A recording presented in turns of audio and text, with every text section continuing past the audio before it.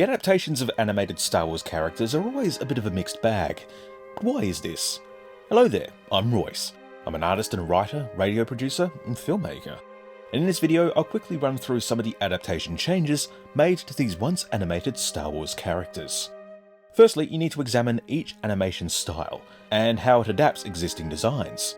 The Clone Wars is exaggerated and blocky. Rebels is stretched and rounded, as is Resistance, and that's also cel-shaded. What works in these styles might not work well when a real performer has to wear it. Designs might be changed to conform to existing styles, or an artist's impression or personal preference. Some productions might not have the time, budget, permission or interest in adapting a design, and sometimes the animation can influence live action and create all new designs. Din Djarin the Mandalorian's helmet seems to be inspired by the stretched Clone Wars Mandalorians. That itself was a stylisation of the flatter Boba Fett style helmet.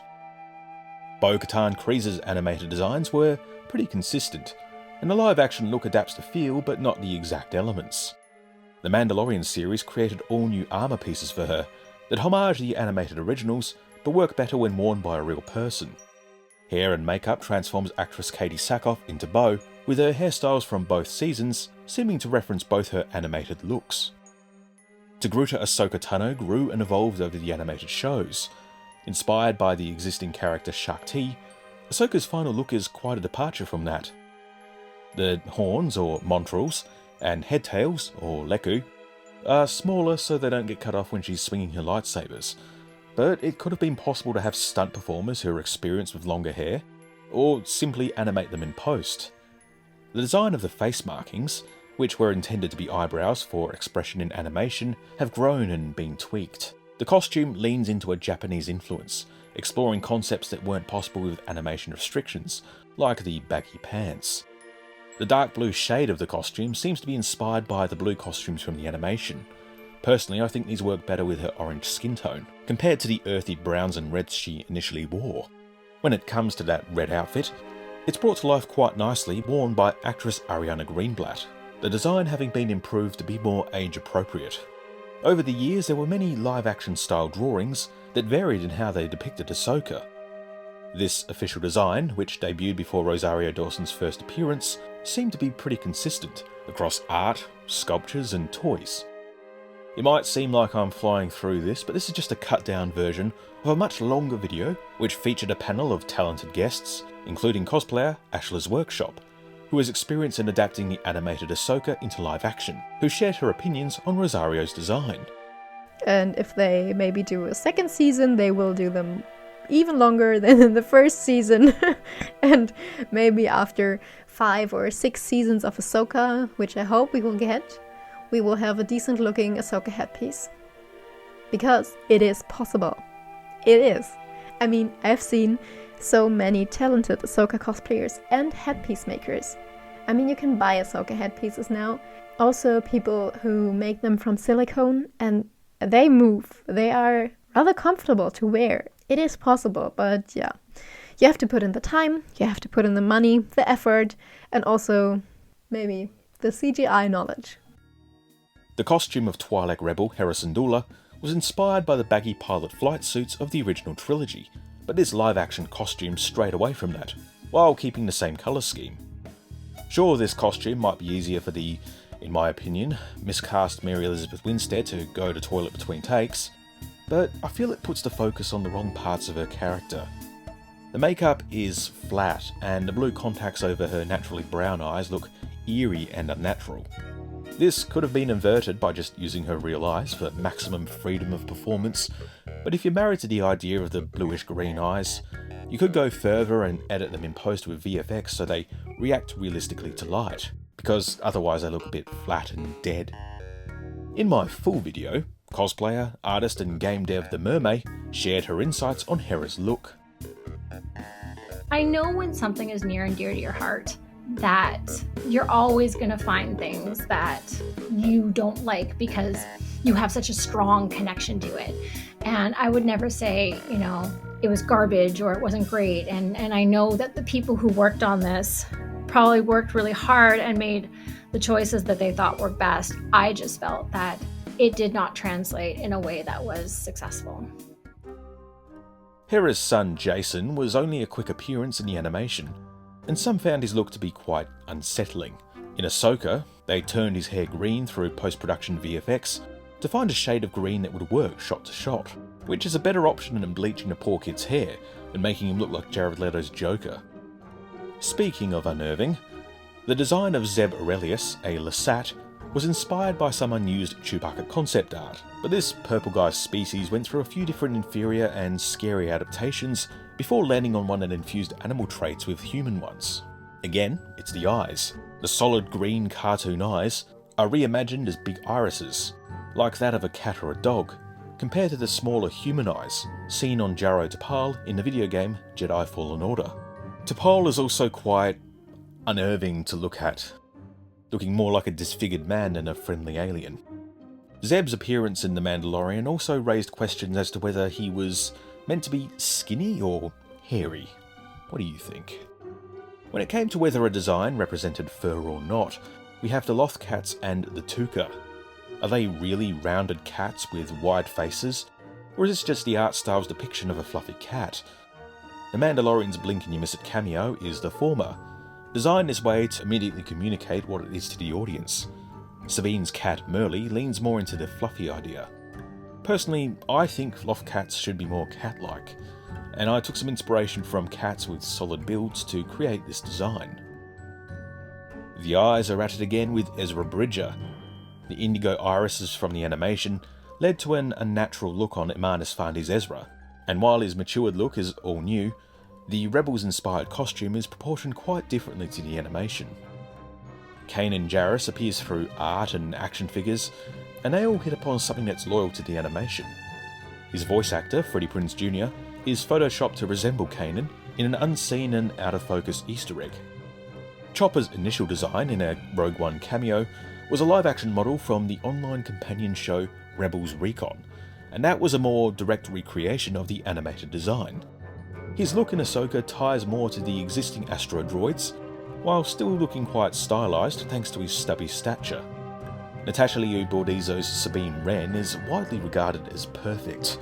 I even declared it as such, but I was blinded to the errors from the original. These changes were likely made to make a more attractive costume. The flight suit is a different colour, the hair is longer, but some gadgets like her wrist-mounted rockets, meant to be similar to Boba Fett's own rocket launcher and Mando's whistling birds, completely misses the mark and is interpreted as something completely different.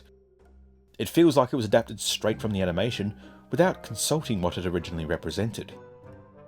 The biggest grievance I have with her design is the armour painting. Rebels always had a sort of painterly style that was sort of airbrushed, a bit spray painty, but Sabine's paint style was decidedly messy and spray painty, nothing like the carefully masked lines you see here.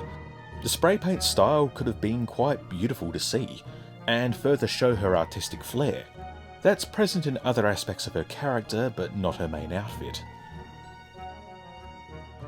Agent Kallus only appears through paintings, and his ISB armour is worn by another operative in Battlefront 2, with some minor differences that blended existing Imperial tunics and armour. I'd like to have seen this worn by the live-action ISB agents in Andor, but perhaps that worn by Kallus is just from a different factory. Much like Sabine's wrist rockets, the Grand Inquisitor's adaptation is taken directly from the animated source without considering the species' original look in Revenge of the Sith. People who slap Bruce Spencer's oval head over the GI are wrong and should be shamed, because even comparing the animation in Rebels and the later made Tales of the Empire, his head is not proportioned the same way as Tion Maydon's. The Inquisitor's is more like an upside-down egg. His ears are placed lower, in line with his eyes and nose. Lines that act as deep ridges across Maydon's face are only faint pencil lines here. And when you take this shorter, squashed design and put it on actor Rupert Friend, whose head is more rounded than Bruce Spencer's, or the original Inquisitor voice actor Jason Isaacs, it doesn't help matters. I like the design well enough, but adding a centimetre to the height and taking some off the side would help. When it comes to his ghostly appearance, I'd like to imagine this guy is wearing war paint that fills in the finer creases of his face. Take it off and you see that familiar powered visage underneath. The GI also nearly appeared in the video game Jedi Fallen Order, looking as though he'd stepped right off Rebels. How much this would have impacted Rupert Friend's design remains to be seen. Inquisitor Fifth Brother is impacted by so many factors, like the costume sitting differently on actor Sung Kang compared to the concept artwork, and the chin strap of his helmet squashing his pale face and hiding the pointed chin. Environmental lighting like that of the desert make his skin colour look off. He's also a lot shorter, but I'd like to imagine he got robot legs to increase his height sometime between this series and Rebels. When it comes to the son of the sands of Tatooine washing the colour out of characters' faces, there's Cad Bane. The Duros bounty hunter is portrayed by Dorian Kinji. His tall and lanky frame gave Bane an inhumanly thin alien physique, and prosthetics were designed to be angled off his face and allow him to see, while hiding his nose. The original design inspiration for Cad was Lee Van Cleef, but I feel like that's missing, hampered by the oversized fake teeth. I reject the idea that motion capture was the only way to bring this character to life, as a few tweaks to the makeup, trying to make it fit to Kinji's head as close as possible, could create a design with that angelized feel. The blue skin tone is consistent with other merchandise, dating back years, and I think CGI fixes, while well-intentioned, skew too close to the exaggerated and obviously evil animated caricature, not the existing live-action aliens. Past depictions of Grand Admiral Thrawn varied from alien to a dude painted blue, with Rebels adding some Star Trek-style forehead bumps to make him seem more alien. They also went for a greenier shade of blue and dark teal hair, with red or pinkish eyeliner. This was all disregarded for the live-action design. The eyes enhanced through VFX, but the hair now looking way too black, making it look like he dyed it over the bathroom sink shortly before Morgan's arrival. Lars Mikkelsen reprises the role from Rebels, and his build and appearance was criticised by losers, disregarding the realities of aging for both performer and character. The uniform feels a bit cheap. The epaulets more like curved plates of metal hot glued in place, and the wear and tear on the suit from years in the wilderness is too subtle as to be missed by most viewers. Darth Maul's animated designs were built on his look in The Phantom Menace many years before, which naturally didn't need to take into account performer Ray Park's aging. Merch using Ray Park's look is consistent with his appearance when filming Solo, and clever reuse matches how he looked in the late 2000s, which lines up as being about the same amount of time after The Phantom Menace as in universe. When it comes to his robot legs, merchandise and artwork sticks close to the animated originals, which stylistically isn't too jarring. Asajj Ventress is yet to be performed by a real actor, but expert in my longer video, Unknown Asajj, had some fun suggestions for who could take up the role, and some good insight into the live-action art of the character. Coming to the choice of actress, please note I'm only referring to the face shape and look, nothing else. So I think Jada Smith would have fit her perfectly, because she got this very strong chin with strong features. Her face shape just looks very cat-like, just like Asajj Ventress. Well, yes. I hope certain people know that this suggestion is just in good nature. The Clone Wars solidified her angular appearance, and this is consistent across art and merchandise without looking too unnatural. The Nightsisters of Dathomir do date back to the 80s in some form, but the scantily clad designs of the Clone Wars set in stone and look consistent to this day. Nightsister Merrin and Morgan Elsbeth pay homage to their inspirations, and they wear costumes that aren't there to cause erections. You know, time and place and all that. Clone troopers should all look like New Zealand actor Temwa Morrison, but what if the cloners got a bad batch? Hot Toys presents the more realistic takes on these characters, while others skew close to the animation, or come out looking like totally different people. Hunter is the closest to base, and while it's all there, I wondered if maybe he needed wavy or curly long hair instead. And maybe if the tattoo had a Maori influence, but I don't know whether that'd be appropriate for this character, like he's quite disconnected from that heritage. Echo is weirdly pale, but he feels like Morrison. Tech looks more like Arnold Schwarzenegger somehow, and no adaptation seems to be quite right. Crosshair also looks a little off. I think the eyes are the key to the clone consistency, and here it's lacking, while the Black Series doll looks more like actor Titus Welliver. Wrecker is lacking without his smile, which the Black Series picks up on, and the female clone Omega is the most contentious. Frankly, piss off with your fan casts of Caucasian actors. Designs use young Boba actor Daniel Logan as a base, and some, like this game, strangely pulled on Morrison himself. I think designing her to look like actor Keisha Castle-Hughes, who appears as voice actor of a fellow female clone, Dr. Emery Carr, is the way to go. Her film Whale Rider was released the same year as Attack of the Clones, and at that age, she and Daniel Logan could have easily played siblings. Armour is another issue. Long story short, Hunter's armour in particular is a modified clone commando set. The torso part shrunk, but the exaggerated flares of the armour kept. This remained on the hot toy, and raised the question as to how similar to the commando armour this is supposed to be. Clone armour enthusiasts also got pretty ropeable when they saw the undersized Hunter cuirass used for the Black Series and Hot Toys commandos. Most Bad Batch armour adaptations are just one-to-one with the animation, so you need a great deal of time to compare the Bad Batch's armour and helmets to existing live-action movie clones to find the correct look. Which brings us to Rex, who's been adapted many times, often incorrectly, which is strange when both armour sets exist and have copious amounts of references available. Differences in Clone Wars designs leads to differences episode to episode, sometimes shot to shot, as old assets are reused accidentally or new ones are made with a different approach. Like, the pauldron should theoretically be the same on all clones who wear it, except it's not. The design updates on some clones to a different one. Is it meant to be a new piece of kit or a new way of drawing the same item? This confusion means an accurate live-action look is one made through guesswork. Should the jade-eyed designs on Rex's helmet look like those originally tested for Boba, or be closer to the animated design? I lean slightly towards the former, but then the designs are so different. Is that rangefinder supposed to be that shape, or should it be like Boba Fett's too, as that was changed in size and shape and stylization? I think the biggest element you want to keep consistent with Rex is the shade of blue paint on his armour, as that should match the other 501st Legion troops in Revenge of the Sith. In regards to that, you might be surprised to learn it's actually a lot lighter than it looks in the many dark night scenes of the film. This has definitely impacted the perception of that colour in fan and official circles, leading to massive inconsistencies. The black armoured Purge troopers appear in the Jedi games, reusing the design of a little seen airborne troopers from Revenge of the Sith.